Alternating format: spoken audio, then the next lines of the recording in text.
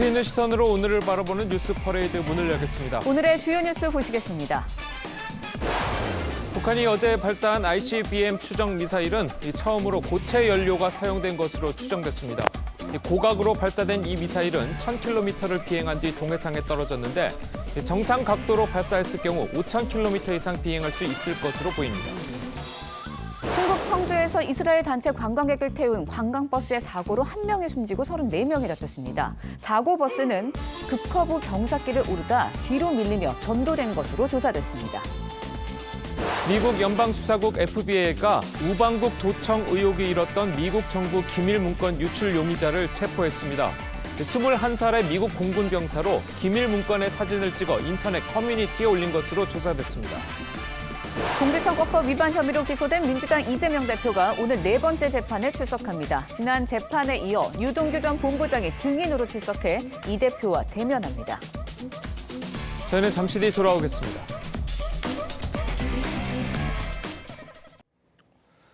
북한이 어제 발사한 탄도미사일은 고체 연료를 사용한 신형 대륙간 탄도미사일 화성 18형이었다고 북한 관영 매체가 보도했습니다.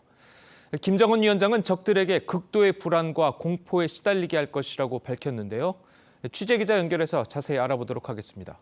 윤슬기 기자 전해주시죠. 네, 북한 매체들은 어제 발사한 미사일이 신형 대륙간 탄도미사일 화성 18형이라고 발표했습니다. 미사일이 1단 추진체가 함경남도 금야군 앞 10km 해상에 떨어졌고 2단 추진체는 함경북도 어랑군 동쪽 335km 해상에 납탄됐다고 설명했습니다. 김정은 위원장은 핵 반격 태세의 효용성을 급진전시키고 이 공세적인 군사 전략의 실용성을 변혁시키게 될 것이라고 했습니다. 또 적들을 극도의 불안과 공포에 시달리게 할 것이라고 했습니다.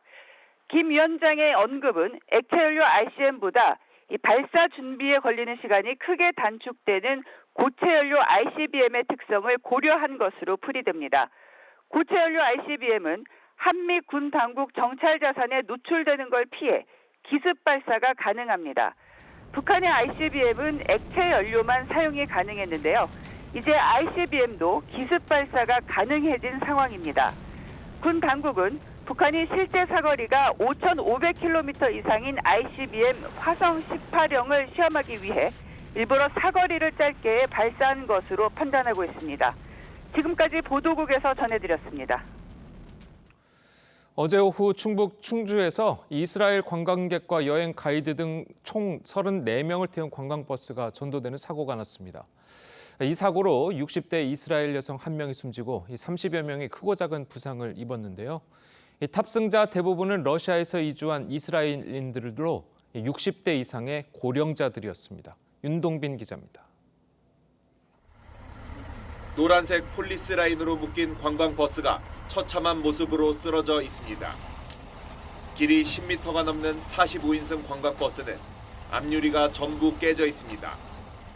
사고 현장의 길바닥은 아수라장을 방불케 합니다. 버스가 넘어지면서 쏟아져 나온 탑승객들의 옷가지와 이불, 생수병 등이 도로 여기저기에 흩어져 있습니다. 잠깐만, 차 좀 돌리고. 출동한 119 구급대가 크레인을 이용해 육중한 버스를 가까스로 일으켜 세웁니다. 어제 오후 6시 5분쯤 충북 충주의 한 수안보 호텔 앞에서 관광버스가 옆으로 쓰러져 이스라엘 국적 60대 여성 1명이 사망하고 34명이 중경상을 입었습니다.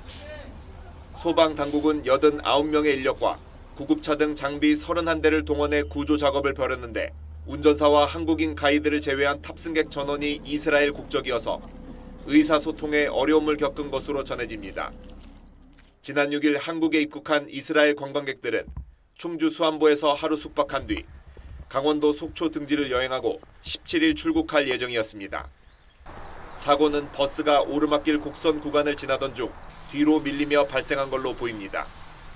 경찰은 오르막길에서 변속기 이상으로 버스가 밀려 사고가 났다는 버스기사의 진술을 토대로 정확한 사고 원인을 조사 중입니다. TV조선 윤동빈입니다. 방금 들으신 대로 사고버스는 호텔에 진입하기 위해서 급커브 경사길을 오르고 있었는데 갑자기 뒤로 밀리면서 넘어진 것으로 조사가 됐습니다. 과연 어떤 곳이었길래 이렇게 큰 사고가 이어졌는지 사고 현장에 나가 있는 취재 기자 연결해 보도록 하겠습니다. 자, 최민식 기자, 지금 현장 지금 어떻습니까? 네, 저는 지금 사고 현장에 나와 있습니다. 우선 넘어진 버스는 통행에 지장이 없도록 인근 공업사에 옮겨진 상태입니다. 사고 잔해들도 어느 정도는 정리가 된 상황인데요. 하지만 오늘 오전 경찰과 소방의 합동 감식이 예정돼 있는 만큼 이렇게 폴리스 라인을 설치해두고 최대한 현장을 보존하고 있습니다. 하지만 아직 도로 곳곳에는 사고 흔적이 고스란히 남아 있습니다. 버스가 밀리기 시작한 지점이 바로 여기인데요.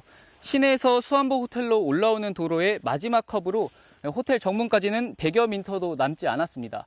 하지만 경사는 30도 정도로 굉장히 가팔라서 성인 남성도 자세를 제대로 유지하기가 어려울 정도입니다.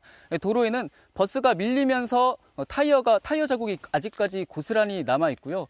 버스가 전도되면서 부딪혔던 경계석과 나무는 산산조각이 난 상황입니다. 경찰은 오늘 오전 차량에 기술적 문제가 없었는지 살피는 등 현장 감식을 진행할 예정입니다. 지금까지 수안보 호텔에서 TV조선 최민식입니다. 불법 촬영에 악용될 수 있는 중국산 초소형 카메라를 밀수입한 업체가 3관에 적발됐습니다. 이들은 이른바 해외 직구 수법을 악용해 통관 절차를 빠져나갔습니다. 이심철 기자의 보도입니다. 중국산 스마트폰입니다. 원래 장착된 카메라 외에 스마트폰 아래쪽에 초소형 카메라가 숨겨져 있습니다. 스피커 위치에 초소형 카메라가 내장되어 있습니다. 렌즈 크기가 1mm에 불과해 불법 촬영에 활용될 소지가 높습니다. 특정 버튼을 누르면 이렇게 아래쪽에 숨겨진 카메라로 촬영이 가능한 형태입니다. 손목시계나 탁상시계, 전기 면도기는 물론 달력이나 화본에도 설치하는 초소형 렌즈까지 부산 세관이 적발한 업체 2곳에서만 초소형 카메라 2,000여 점을 밀수했습니다. 이른바 해외 직구 방식을 악용했는데 100만 원이 넘는 전파 관련 검사 비용을 피하는 것은 물론 한 달 이상 걸리는 절차와 관세도 내지 않았습니다. 이들은 5년 동안 1억 8천만 원이 넘는 부당 이득을 챙겼습니다. 한 발에 소량씩 나누어 600차례 넘게 들여왔는데 세관은 최소 2,000점 이상 시중에 유통된 것으로 보고 있습니다. 장착하는 것이 실제 그렇게 어려운 게 안 돼 있는 것 같더라고요. 확보가 되면 전문가들은 할 수 있지 않을까 싶습니다.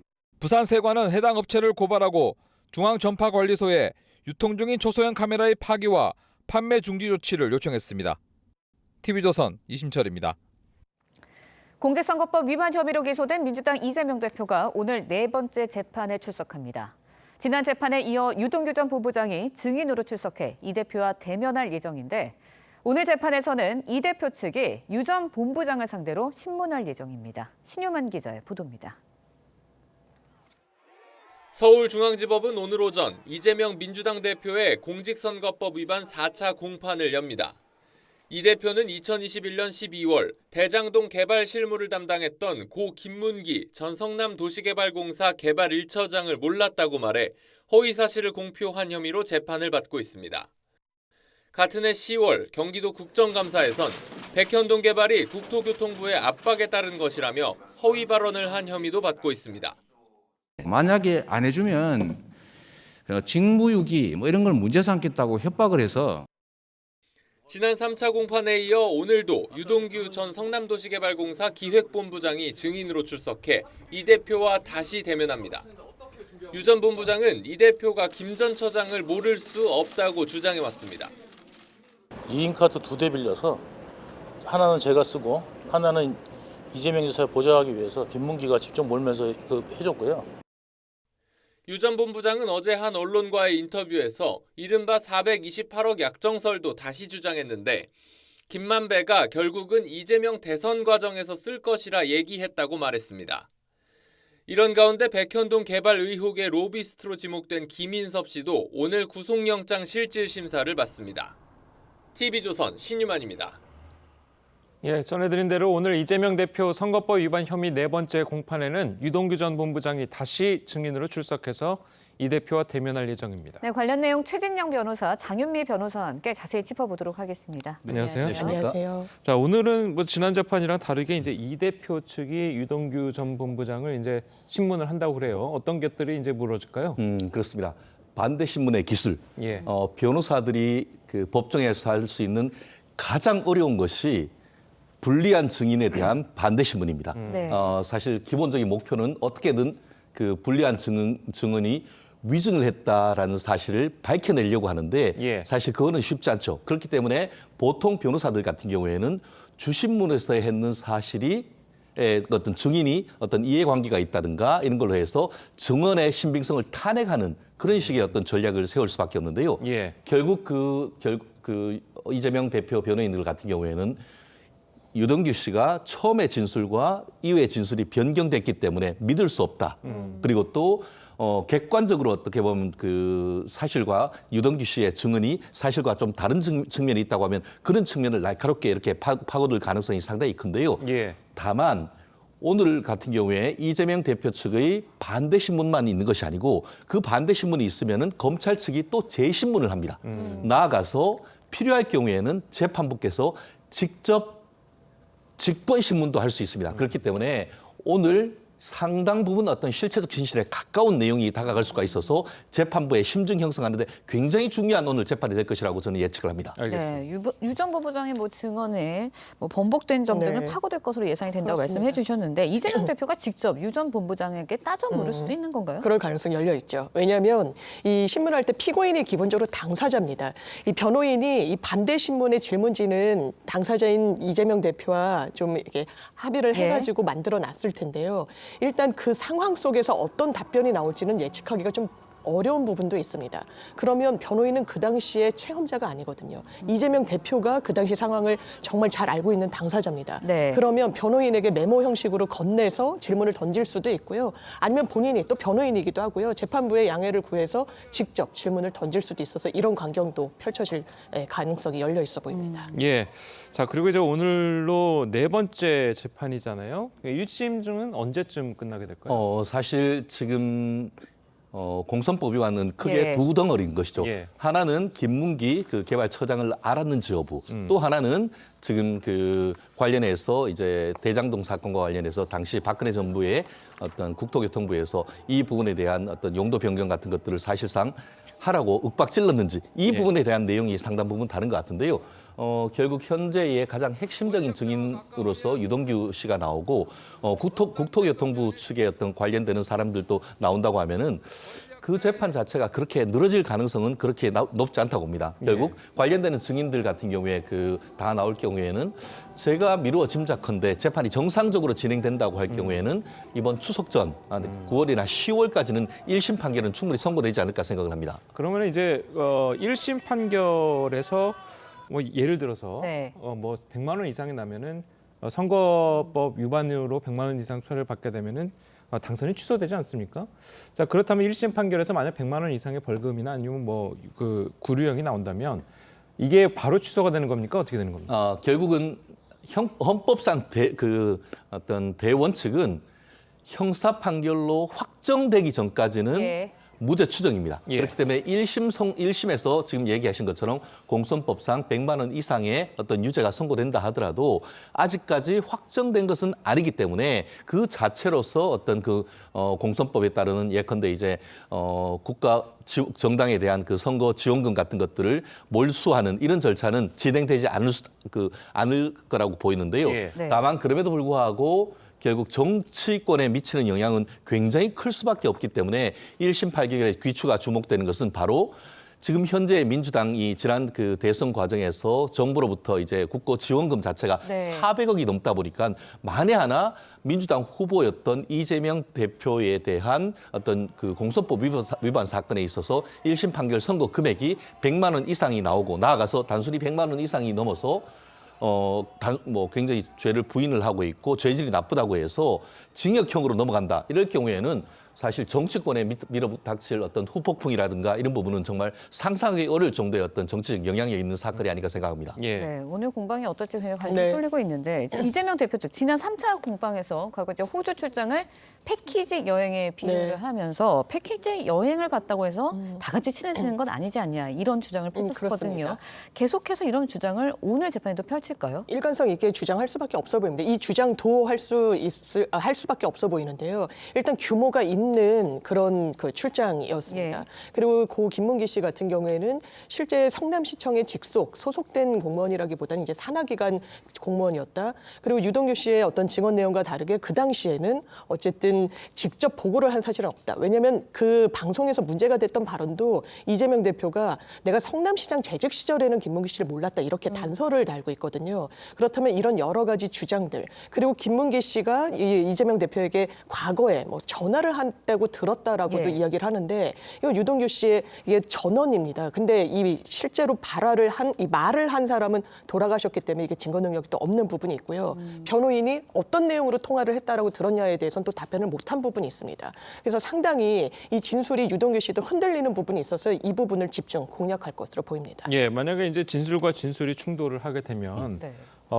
예를 들어서 만약에 어떻게 골프 카트를 같이 탔는데 모를 수가 있느냐라는 진술과 그리고 이건 뭐 패키지 여행과 같은 거기 때문에 당연히 모를 수도 있다라는 진술이 부딪히게 되면 이 재판장에서는 재판관들은 어떤 식의 판결을 내리게 됩니까? 결국 지금 이 부분에 있어 가지고는 말씀드린 것처럼 이재명 대표의 변호인 측 같은 경우에는 유동규 씨의 증언의 신빙성을 어떻게든 탄핵을 할 것이고 그렇게 반대 신문이 끝나고 날 경우에는 검찰은 다시금 유동규 씨의 신빙성을 높이는 제주 신문을 할 거란 말이에요. 지금 말씀하신 것처럼 결국은 이제 어떤 친한 관계가 아니면은 알 수 없었던 굉장히 어떤 그 세밀하고 어떻게 보면은 조작할 수도 없는 그런 내용을 다시 한번 물으면서 해서 어떤 신빙성을 높일 것이고 나아가 결국 그 재판부가 판단을 해야 되는데 검찰 측 말도 이게 뭐지?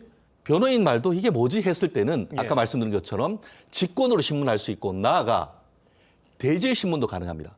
경우에 따라서는 오늘 재판부가 증인 유동규 그리고 또 이재명 그 대표를 같이 해서 서로 한 사람한테 물어서 같은 쟁점에 대해서 서로 주장하고 증언한 바가 다른 부분에 대해서는 각각 묻는 방식으로 해서 심증을 형성할 수가 있습니다. 그렇기 때문에 오늘 저는 포인트가 한 가지는 이재명 대표가 직접 유동규 씨한테 증언을 하는 모습을 볼 수가 있는지 만약에 정말 억울하다고 하면은 저희가 무죄를 다투는 사건에서 핵심되는 어떤 그 본인에게 불리한 진술할 때는 정말 법정에서 펄펄 뛰면서 내가 좀 증언할 수 있도록 질문할 수 있도록 해달라는 케이스를 많이 볼 수가 있습니다. 그렇기 때문에 누구 말이 맞는지와 관련해서 이재명 대표가 직접 신문할 기회를 달라고 하는지 여부 나아가 재판부가 경우에 따라서 유동규 씨와 이재명 대표의 대질 신문을 시도하려고 하는지 여부 그 부분을 한번 지켜볼 경우에는 누구의 말이 신빙성이 있는지를 재판부가 판단하는 데 있어서 어떻게 보면은 하나의 가늠자로 볼 수 있지 않을까 저는 그렇게 판단을 합니다. 그러니까 대질 신문은 검찰 조사 단계에서만 이루어지는 게 아니라 재판하는 과정에서도 법정에서도 충분히 할 수 있는 겁니다. 그렇기 때문에 그 주체는 재판장이 되는 겁니까? 아니면 변호사들도 할 수 있는 겁니까? 결국 이제 그와 같은 것을 검찰 측에 요청할 수도 있고 아니면은 변호인 측이 대질 신문을 해달라고 요청을 할 수도 있습니다. 그리고 재판부가 직권으로 해서 이 부분에 있어서 바로 물을 수도 있는 부분이기 때문에 오늘 재판이 어떤 식으로 지금 이루어질지 사실 오늘 같은 경우에는 처음부터 이제 이재명 대표의 반대 신문이 있는 것이 아니고 지난번 같은 경우에 검찰 측의 주신문이 아직까지 완전히 끝나지 않아서 제가 알기로는 오전 중에는 검찰 측이 주신문을 해서 마무리한 다음에 이재명 대표 측의 어떤 반대 신문이 있는 것으로 알고 있습니다. 그렇기 때문에 말미에 재판부가 직권으로 묻는 그 부분이 재판부에 가진 의문점 그리고 그 심증을 가늠할 수 있는 상당히 중요한 시금석이 됩니다. 그렇기 때문에 저희가 증인신문을 하다 보면은 민사사건이건 형사사건이건 재판부가 날카롭게 묻는 그 질문의 포인트가 뭔지 거기에 상당 부분 답이 있다 본다고 하면은 그리 틀리지 않을 것으로 보입니다. 예, 알겠습니다. 오늘 재판 결과를 보면은 좀 어느 정도 맥이 좀 잡히겠네요. 그렇습니다. 알겠습니다. 자, 오늘 두 분 변호사님 말씀은 여기까지 듣겠습니다. 감사합니다. 잘 들었습니다. 국민의힘 김기현 대표가 연일 당 지도부를 공개 비판해온 홍준표 대구시장을 당 상임 고문직에서 해촉했습니다. 홍 시장은 엉뚱한데 화풀이하지 말고 차라리 욕설 목설을 위촉하라고 반발했습니다. 보도에 김태훈 기자입니다. 지난해 10월 당 상임 고문으로 위촉된 홍준표 대구시장이 6개월 만에 해촉됐습니다. 김기현 대표와 최고위원들은 비공개 회의에서 현역 광역단체장이 상임고문직을 맡는 것은 전례도 없고 불공정 시비가 있을 수 있다며 해촉을 결정했습니다. 현직 지자체장으로 활동하는 이런 분은 안 계신 것이 그동안에 관리했기 때문에 그에 맞추어서 정상화시킨 겁니다. 홍 시장의 상임고문 겸임은 본인이 희망해 정진석 비대위원장이 위촉했는데 당시에도 당 사무처의 반대가 컸던 것으로 전해졌습니다. 홍 시장은 엉뚱한데 화풀이를 한다며 더 왕성하게 의견 개진을 할 것이라고 불쾌감을 드러냈습니다. 홍 시장은 김재원 최고위원의 설화를 둘러싸고 김 대표와 충돌해 왔습니다. 지방자치 행정을 맡은 사람은 그 일에 더 전념하시면 좋겠습니다. 왜 나를 위촉했겠어? 중앙정치에 관여해달라고 위촉한 거 아니야. 한 최고위원은 쓴소리를 가장 많이 하시는 분은 이재호 상임고문이라면서 쓴소리 때문에 해촉한다면 홍 시장이 먼저가 아니었을 것이라고 말했습니다. 김 대표는 또 산불 와중에 술을 마신 김영환 충북지사에 대한 진상조사도 지시했습니다. 야당에서는 폭탄주를 20잔 마셨다고 주장했지만 김 지사는 맥주 1잔 정도라고 반박하고 있습니다. TV조선 김태훈입니다. 예, 이 민주당 이재명 대표의 사법 리스크가 이어지는 가운데 친이낙연계가 총선을 앞두고 결집할지 주목이 되고 있습니다. 자, 두 분과 함께 정치권 소식을 자세하게 짚어보도록 하겠습니다. 신성범 전 새누리당 의원 그리고 신경민 전 더불어민주당 의원 나오셨습니다. 안녕하세요. 안녕하세요. 자, 먼저 그 신경민 의원께 좀 여쭤보겠습니다. 이제 얼마 전 이제 언론 인터뷰에서 주술사 유튜버들과 정치 홀리건들 여기에 이제 결합하는 정치인들을 두고 저질이다. 자, 이렇게 좀 상당히 강도 높은 비판을 하셨습니다. 자, 그래서 그 신 의원께서는 그 친이낙연계로 좀 분류되시는 분이신데, 네. 자, 그렇다면 이것을 친이낙연계가 친이재명계를 공격한 것이다. 이렇게 해석해도 되는 걸까요? 뭐 그건 언론의 해석이고요. 예. 네, 저는 뭐 정치인으로서도 그렇지만 언론인 출신 정치인으로서 현재 정치를 지배하고 있는 여러 현상 중에 하나가 예.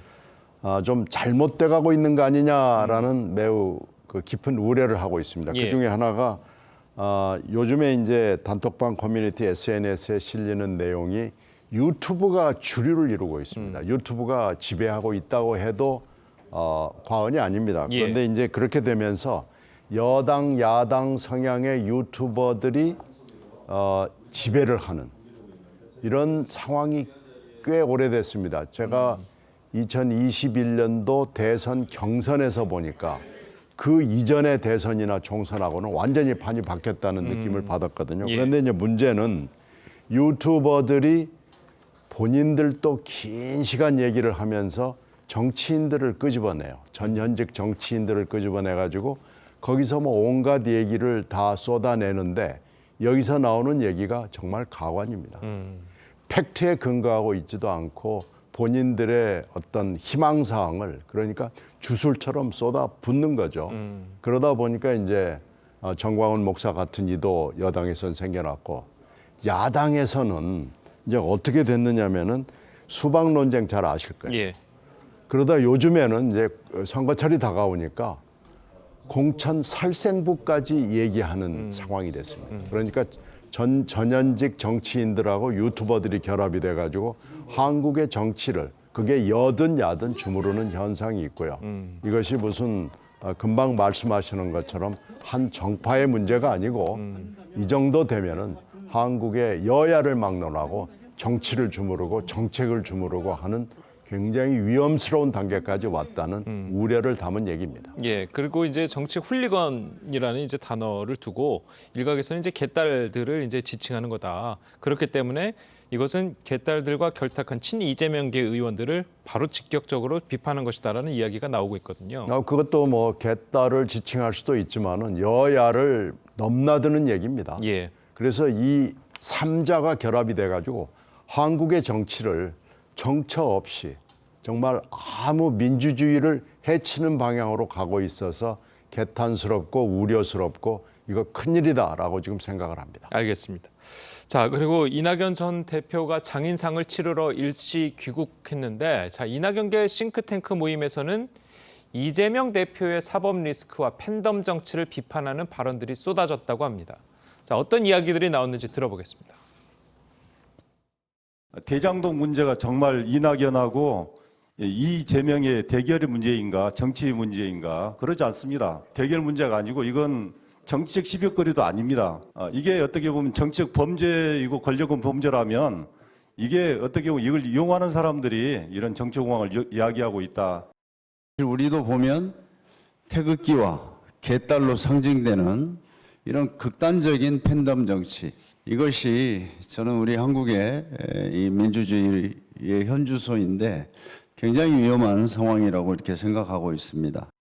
EPL에서도 팬덤은 뭐 굉장히 강조를 하지만 이게 이제 홀리건 수준으로 넘어가면 가차없이 구단에서 제재를 하지 않습니까? 저도 우리 팬덤 문화도 그런 정도의 원칙이 좀 있어야 되지 않을까. 예, 방금 이제 신 의원께서도 이제 팬 비판하신 대상이 이제 굳이 친이명뿐만이 아니라 여야를 아우르는 것이다라고 이제 좀 그렇게 말씀을 하셨는데, 그래도 일각에서 보는 시각들은 지금 들으신 내용들도 그렇고 비명계, 그러니까 비이재명계 의원들이 일종의 결집을 하는 모양을 좀 보이고 있다. 자, 이렇게 보고 있거든요. 결집할 수 있는 명분과 시점을 잡고 있는 거죠. 그러니까 지난 이걸 세미나를 주관했던 연대와 공상이라는 조직에서는 다음 달, 그러니까 제가 듣기로 5월 달에 들었는데 광주에서 뭐 세미나를 한다 그러고, 결국은 뭐냐 하면은 왜 광주를 가겠어요? 광주의 호남 전반적인 분위기가 어떻게 보면 반 국민의힘이면서도 또 민주당에 대해서도 비판적으로 민주당이 잘 인정 안 하는 그런 분위기가 깔려있기 때문에 그 틈에서 뭔가 할 수 있지라고 생각하는데, 그렇다고 해서 제가 보길 때도 이낙연 전 총리, 이낙연 전 대표 쪽으로 기우는 것도 아니에요. 다만 현재 이재명 대표에 대한 불안감이랄까 실망감을 주축을 한 나름의 그런 모색을 하는 것 같다. 또 하나는 유심히 봐야 될 대목이 친명과 비명의 대결 구조에서 지금 진행되고 있는 이정근 정치 자금 스캔들 수사가 어디로 가는지가 굉장히 민주당 지지자들은 유심히 볼 겁니다. 제가 보기에는 당시에 송영길, 홍영표 대결이 어떻게 보면은 홍영표 의원은 사실은 뭐 친문 적자라는 표현을 썼고, 송영길 의원은 어떻게 보면 당시에 이재명 경기지사하고 합이 맞았던 부분이 있어 보여요. 왜?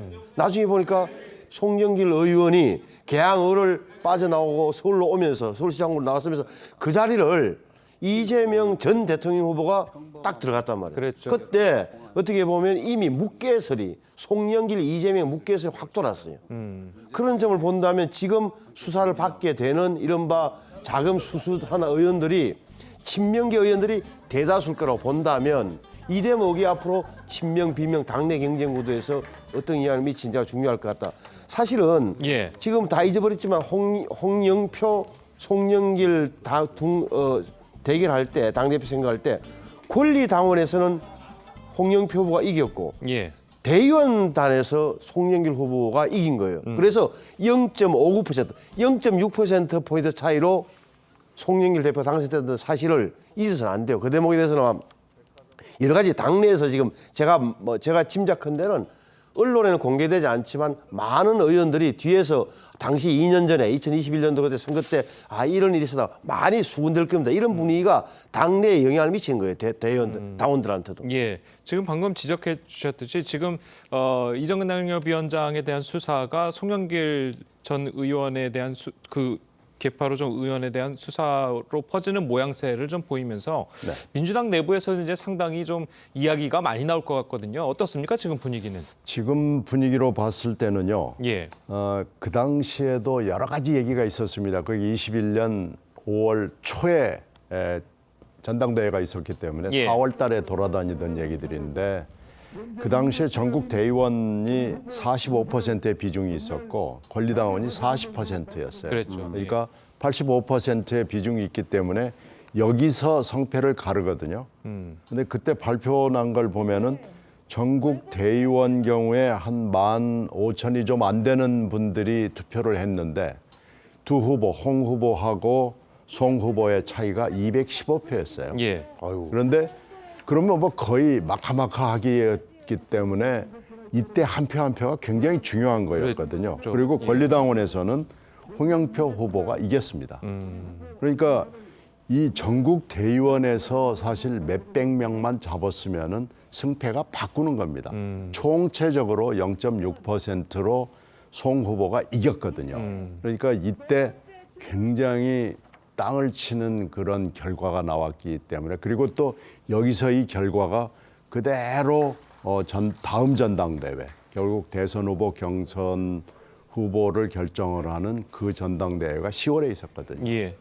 그 뒤에 이제 여러분들이 다 기억하시는 정치 과정들이 진행이 된 걸로 보면은 이 전당대회가 5월 달에 송영길 후보가 당선된 전당대회가 결정적이었고 어떻게 보면 큰 흐름의 시작이었다라고 볼 수 있기 때문에 지금 여러 의원들이 이것이 그런 의미를 가졌구나라고들 얘기하고 있죠. 그러면 이제 송영길계뿐만이 아니고 그 친이재명계 의원들이나 이제 당협위원장들 그쪽으로 수사가 더 확대될 것이라고 보십니까? 지금 이런 상황이 되면은 이 얘기는 사실 지난번에 작년 가을부터 이정근 사무부총장이 수사를 받을 때부터 나왔던 얘기이기 때문에요. 예. 언젠가는 나올 수밖에 없는 얘기다라는 짐작을 하고 있었는데 하필 왜 이때냐라는 것은 이제 검찰과 힘이 있는 수사에 영향을 줄 수 있는 쪽에서 결정을 할 수 있는 일이기 때문에 분명히 이 시기 선택에는 의미가 있다고 봅니다.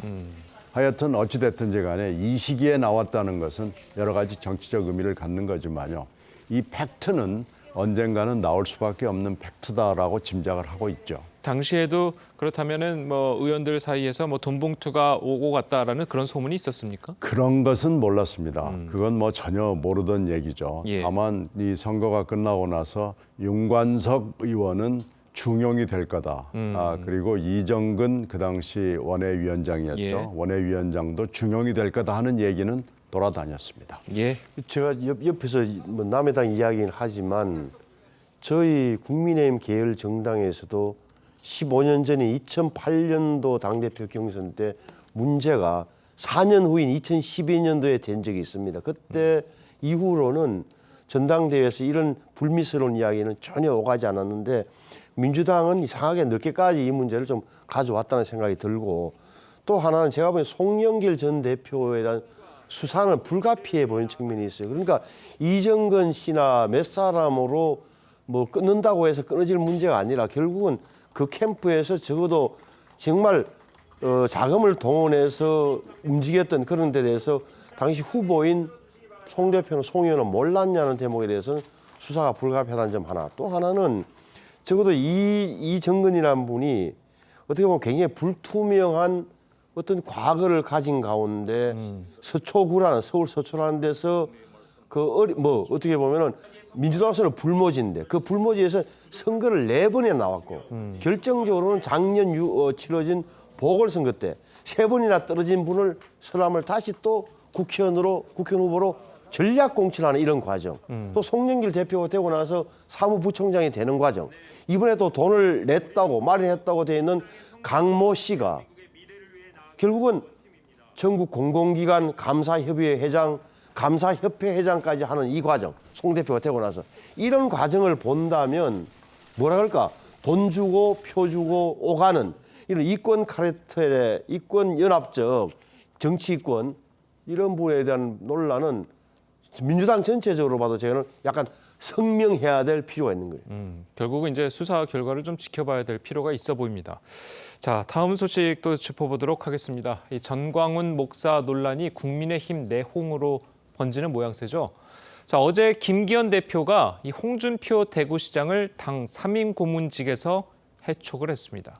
관련 이야기 먼저 듣고 오시겠습니다.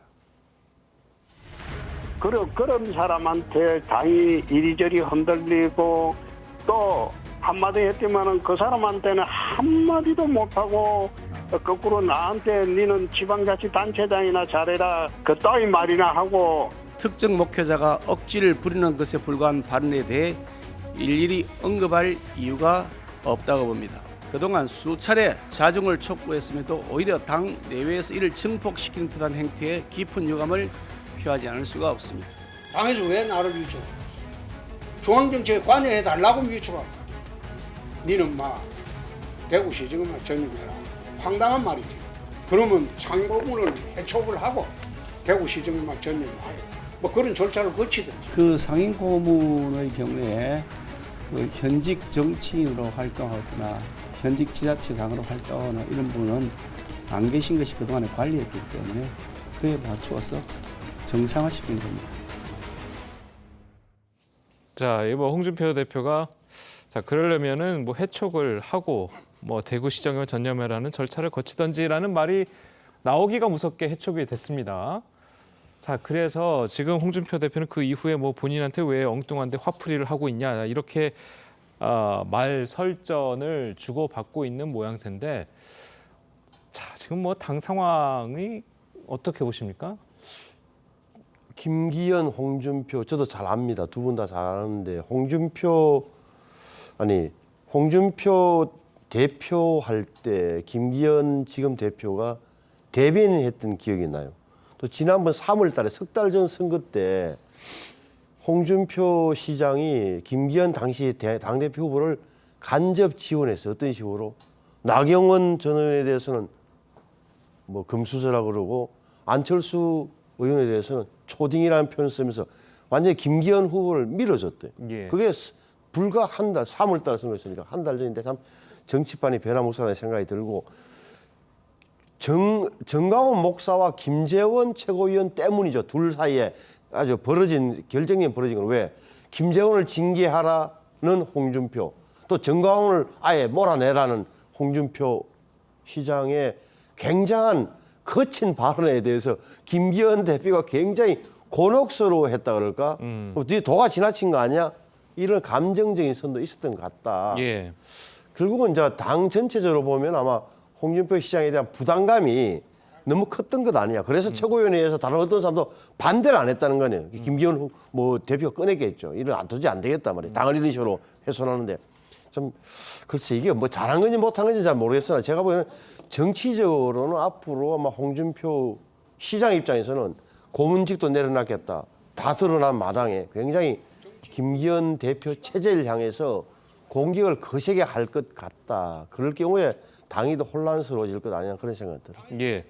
자, 이게 도가 지나친 발언이었다라는 이제 비판에도 불구하고 외곽에서는 당 내부 외부에서 보는 시각 중 하나는 그래도 바른 소리 하는 거 아니냐. 왜 바른 소리 하는 사람을 저렇게 해촉을 시키느냐라는 비판이 나오고 있는 것도 사실이거든요. 그렇죠. 외부에서 봤을 때는 쓴소리이기도 하고 즐겁기도 하고요.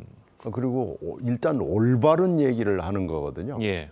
홍 시장이 뭐 엉뚱한 얘기를 해서 정말로 실소를 금치 않게 한다면은 그건 말이 안 되지만 이건 맞는 얘기를 즐겁게 해주기 때문에 야 진짜 정치 평론으로서는 뭐 하이 클래스다라는 평가를 받는데, 이게 이제 진짜 문제를 일으킨 사람은 내버려 두고 그걸 지적하는, 말하자면 손가락을 가서 부러뜨린 격이 되거든요. 예. 이렇게 되면 무례한 처사라는 얘기가 나올 거고, 더 결정적인 것은 홍준표 시장의 코털을 건드렸습니다.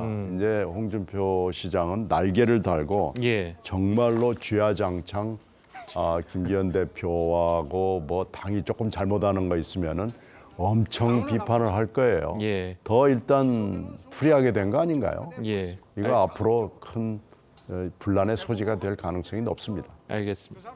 자, 그래서 홍준표 시장을 비롯해서 이 당내에서도 이 정광훈 목사와의 결별을 요구하는 목소리가 잇따랐던 것도 사실입니다. 자, 김기현 대표가 이제 정광훈 목사를 향해서 이런 경고를 하기도 했었죠. 듣고 오시겠습니다. 우리 당 정치인이 어떤 특정 목회자의 통제를 받아야 한다는 것은 궤변입니다. 앞으로 더 이상 이런 터무니없는 언행으로 국민 정서를 자극한 일이 없도록 해줄 것을 요구합니다. 특정 목회자가 국민의힘에 영향력을 행사하고 있고 당 지도부가 그 눈치를 보고 있다는 것이 말이나 될 법한 일입니까?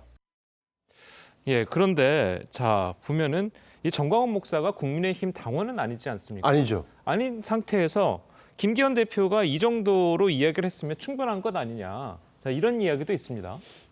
내용은 좋은데 타이밍이, 그러니까 저 이야기를 초기에 적어도 정광훈 목사가 우리 당을 좌지우지하는 것처럼 굉장한 궤변을 말 그대로 늘어놓을 때 그때 탁 때렸으면 좋았을 텐데 타이밍이 좀 늦은 거는 늦었죠. 예. 그러니까 제3자들이 보기에도 아니 우리 당 당원도 아니고 다른 당의 대표, 자유통일당의 대표로 되어 있는 목사 한 분이 왜 휘둘리는 거야 저 당은.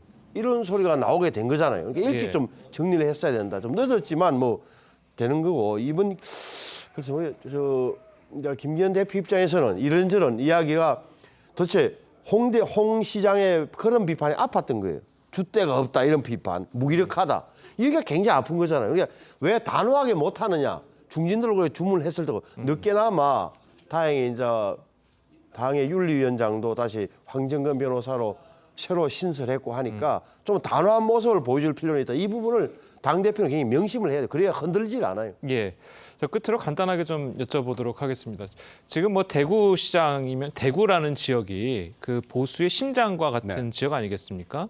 자, 그런데 당 지도부와 대구시장과의 이런 분란이 과연 당 지지율이나 아니면 당 그런 거에 좀 영향을 미치지 않을까 싶은데 이 외부에서 보시기에는 어떻습니까? 아니 최근의 여론조사의 흐름을 보면은 전반적으로 대구하고 PK 지역이 흔들린다, 국민의힘 지지가 흔들린다는 느낌이 들고요. 예. 민주당에서 이 흔들림에 대해서 매우 주목하고 있습니다. 그런데 이 분란이 있는 판에 이렇게 홍 시장하고의 분란이 있기 때문에 저희들은 더 흔들린다고 봅니다. 예, 알겠습니다.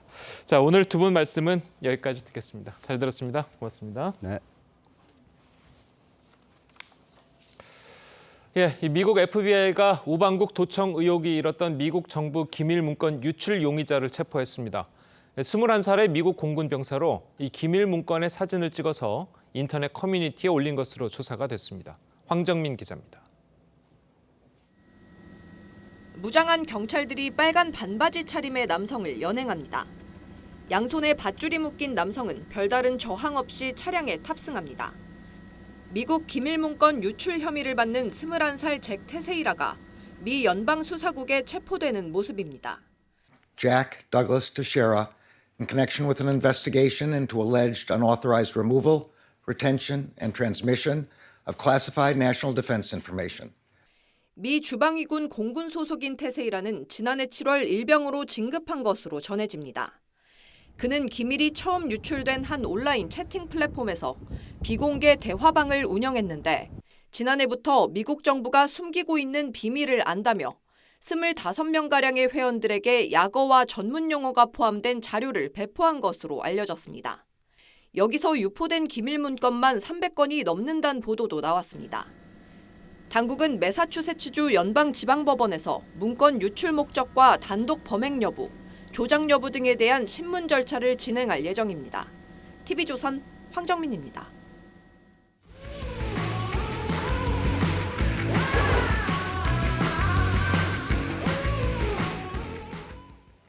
예, 오늘부터 매주 금요일 새롭게 선보일 주말엔 티저 코너 순서입니다.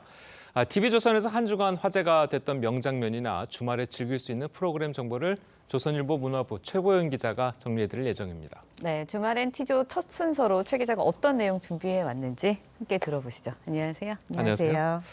자, 먼저 얘기할 것이 이제 지난해 시즌 3로 마무리됐던 이제 결혼 작사 이혼 작곡. 여기에 이제 굉장히 유명한 작가님이죠. 임성환 작가님이 새로운 작품을 TV조선에서 다시 내보낸다고 해요. 어떤 작품이죠?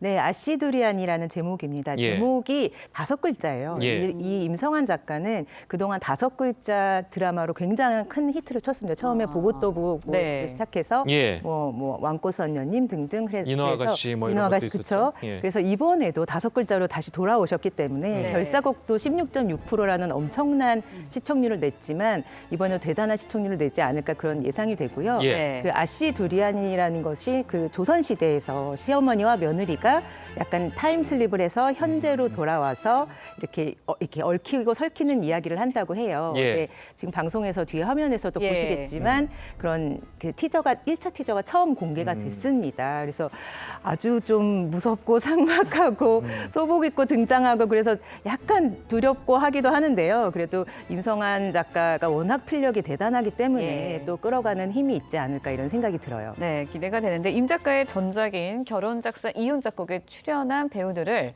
이번 신작 아시두리안에서도 만나볼 수 있다고 합니다. 영상 보고 이야기 이어갑니다.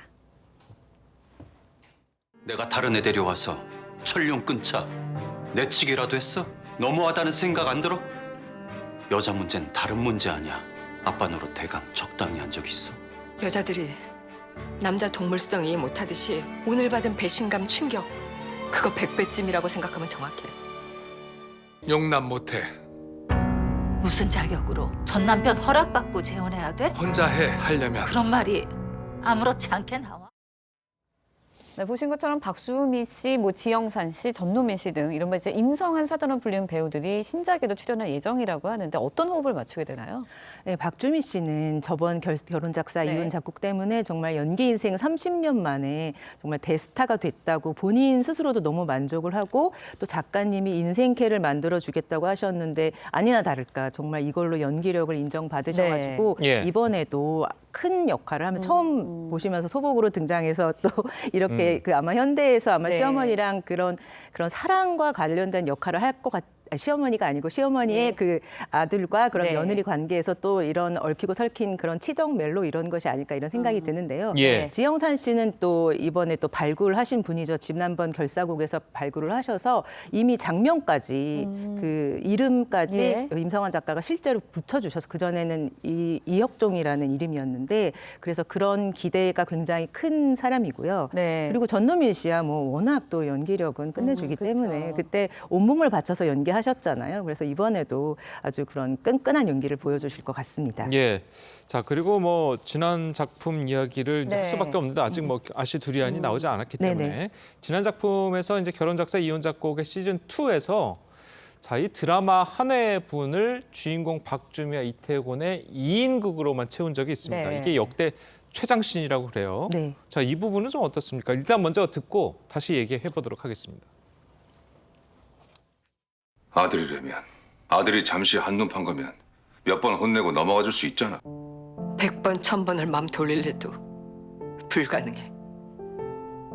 그 속은 것들, 배신 어떻게 다 덮고 넘어가? 어떻게 잊어? 나쁜 기억이 젖은 알약 있음. 나도 하나를 털어놓고 있고 싶어. 내 몸 갖고 내 맘대로 좀 했어. 당신한테 피해 돌아간 거 없고. 집서 형식적으로 살기만 하면 뭐해? 의미 있어?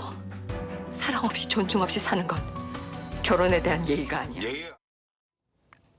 지금 뭐 저 장면이 지금 70분 동안 두 배우가 언쟁을 벌이는 그 장면인 거죠? 그 유명한 장면. 네, 그렇습니다. 그때 2화 12회에서 굉장한 정말 신드롬을 일으켰는데요. 그 전작에서도 이렇게 임성환 작가가 30분을 이렇게 두 명이서 하는 장면이 있긴 있었는데 그때는 1일 드라마였기 때문에 하지만 그 이런 전체 70분을 두 명이서 하는 거는 거의 기네스감이라고 해요. 그리고 원고지 매수만 131매가 됐다고 합니다. 그거를 다 외워서 이분들이 한 번에 다 이렇게 여러 번 찍기는 했지만 이 전체를 한 번에 다 했다고 하고요.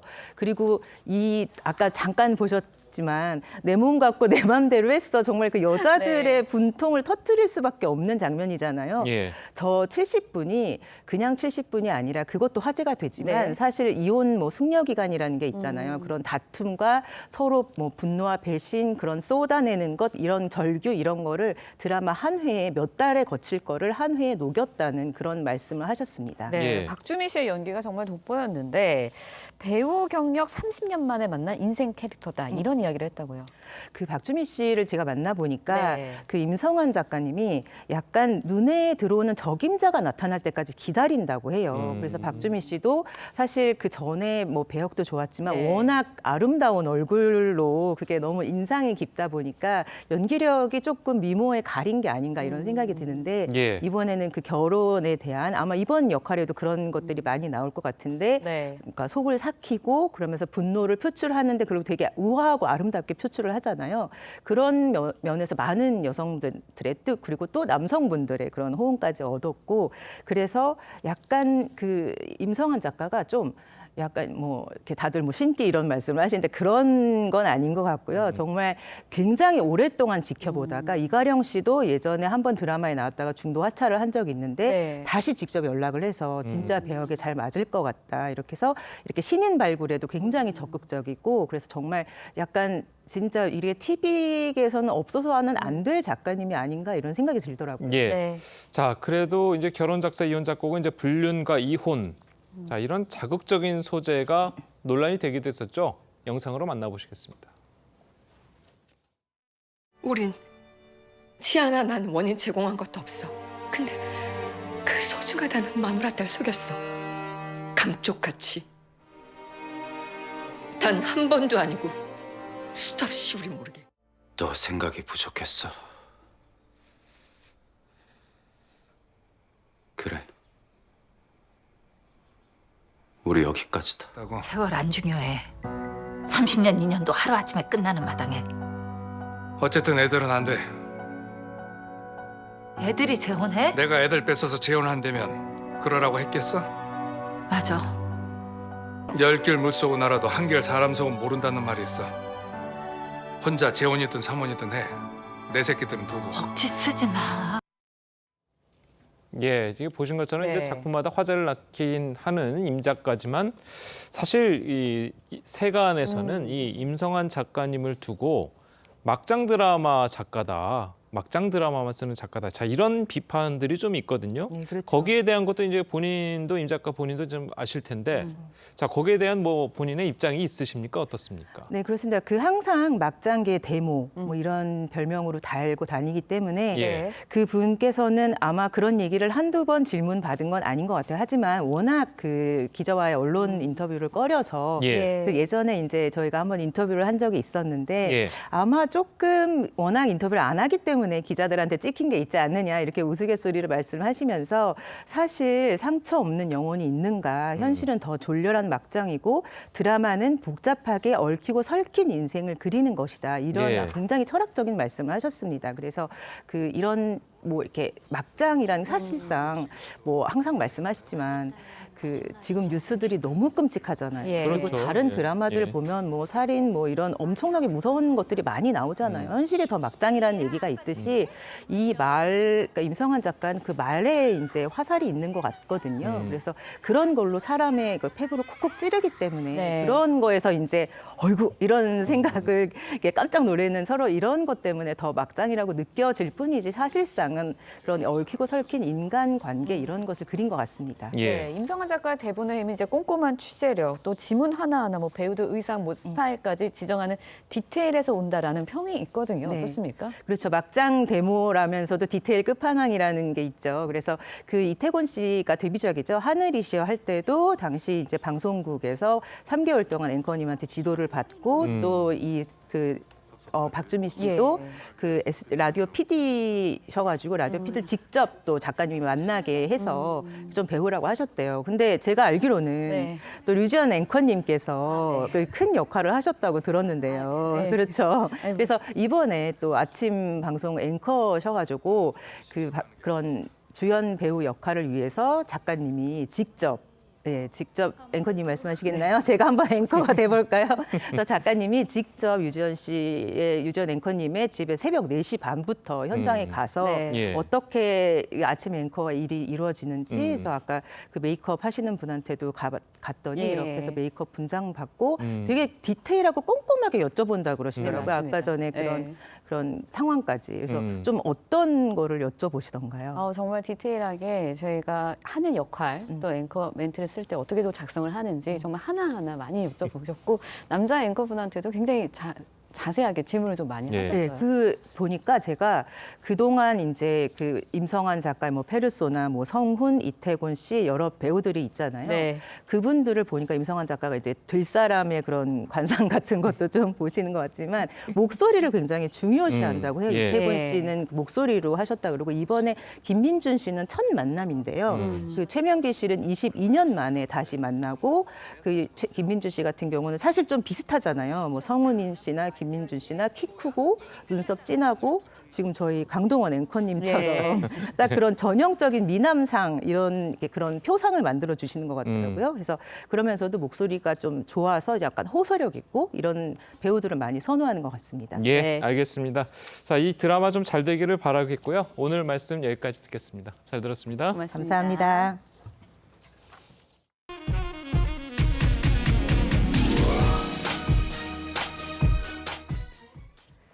네, 한국 라면이 전 세계적인 인기를 끌자 라면 종주국인 일본도 우리 라면을 베낀 상품들을 출시하고 있습니다. 이유경 기자의 보도입니다. 일본의 1위 라면 회사가 지난달 내놓은 볶음면입니다. 딱 봐도 국내 라면 기업이 지난 2018년 내놓은 까르보 불닭 볶음면이 떠오릅니다. 분홍색 포장지에 검은 그릇에 담긴 라면, 한국어로 볶음면이라고 쓴 글자까지 비슷합니다. 두 제품의 내용물이 비슷한지도 포장을 뜯어서 한번 확인해 보겠습니다. 면의 굵기는 다소 차이가 있지만 액상과 분말 두 종류의 스프를 섞어서 만든다는 점에선 비슷합니다. 일본에서 불닭볶음면 시리즈 인기가 높아지자 인스턴트 라면을 최초로 만든 유명 식품 기업까지 베끼기에 나선 겁니다. 일본 소비자단에서는 큰 영향은 없는 것으로 좀 파악하고 있어서 마케팅 전략이나 여러 가지 법적 등도 포함해서 지금 검토하고서. 앞서 중국에서도 볶음면뿐 아니라 조미료와 당면 등 국내 제품을 그대로 베낀 짝퉁 제품이 기승을 부리자 국내 식품업체들이 공동으로 소송에 나서기도 했습니다. 피해 기업 수가 2021년 기준으로 2,700여 곳이 넘습니다. 중국에서의 어떤 K브랜드 분쟁 이슈가 이제 대부분이었지만 최근에는 이제 동남아 국가에서도 많은 기업들의 피해가 발생을 하고 있는 추세입니다. K푸드가 세계 시장에서 성장해 나갈 수 있도록 무분별한 베끼기로부터 보호할 장치 마련이 시급합니다. TV조선 이유경입니다. 네, 렌즈에 담긴 그 순간 그 의미를 짚어보는 시간이죠. 사진 기자가 선택한 아침의 한 장입니다. 오늘은 조선일보 사진부 조인원 기자와 함께합니다. 안녕하세요. 오늘 아침에 볼 사진 어떤 건가요? 네, 트럼프 전 대통령이 경찰에 둘러싸인 이 모습은 인공지능 기술로 만든 가짜 사진입니다. 인공지능으로 제작된 사진들은 얼핏 보면 진짜 같지만 아직은 허술한데요. 어디가 그런지를 사진을 보면서 설명드리겠습니다. 얼마 전 트럼프 전 대통령의 기소를 전후로 미국 소셜미디어에는 트럼프의 체포 장면이 다양하게 쏟아졌습니다. 경찰에 둘러싸인 이 모습도 자켓이 벗겨진 오른팔을 보면 소매 안에 손이 없습니다. 다음 사진도 키 190cm의 거구인 트럼프가 경찰보다 훨씬 작아 보이고 목 부분에서 어색하게 합성한 티가 납니다. 도망가는 트럼프 전 대통령의 시선도 쫓아오는 경찰들의 시선과는 다른 방향으로 제작되어 있습니다. 또 하얀 패딩 점퍼를 입은 프란치스코 교황도 확대해 보면 왼쪽 안경 알러머로 아무런 것도 보이지 않습니다. 네, 그런데 인공지능으로 만든 사진들은 주로 어떤 부분에서 허점이 보이나요? 네, 전문가들은 현재 인공지능 기술이 인체 부위에서 특히 손을 묘사하는 데 약하다고 했습니다. 하지만 이런 허점을 보완하는 것은 시간 문제입니다. 인공지능이 지금보다 더 많은 이미지를 데이터로 축적하면 언젠가는 사진도 진짜와 가짜를 구분할 수 없는 시대가 올 것입니다. 네, 기술이 아무리 가능해도 가짜 사진으로 사람들을 속여서는 안 될 것 같습니다. 지금까지 아침의 한 장이었습니다. 황사 때문에 많이 답답하셨죠? 현재 호남과 경남 지방은 미세먼지 농도 보통 수준을 회복했지만 중부와 경북은 여전히 나쁨 단계를 보이고 있습니다. 다행히 오후부터는 대기 흐름이 원활해지고 또 비가 내리면서 농도가 차차 옅어지겠습니다. 현재 제주에만 비가 약하게 내리고 있습니다. 오전에는 전남과 경남으로, 밤에는 충청과 그 밖에 남부지방으로 확대가 되겠고요. 수도권과 강원에는 내일 오전부터 낮 사이 비가 내리겠습니다. 이번 비는 남부와 제주를 중심으로 집중하겠는데요. 내일까지 제주 산지에는 최대 120mm 이상, 남부지방으로도 10에서 40mm 정도의 비가 내리겠고 서울 등 수도권으로는 5mm 미만의 비가 살짝 지나겠습니다. 비는 내일 오후면 대부분 그치겠습니다. 오늘도 낮 동안 기온이 20도 안팎까지 올라서 따뜻하겠습니다. 일요일인 모레는 기온이 반짝 낮아지면서 쌀쌀하겠습니다. 날씨였습니다. 금요일 아침 뉴스 퍼레이드는 여기서 마치겠습니다. 네, 저희는 다음 주 월요일 아침 7시 30분에 다시 찾아뵙겠습니다. 시청해주신 여러분 고맙습니다.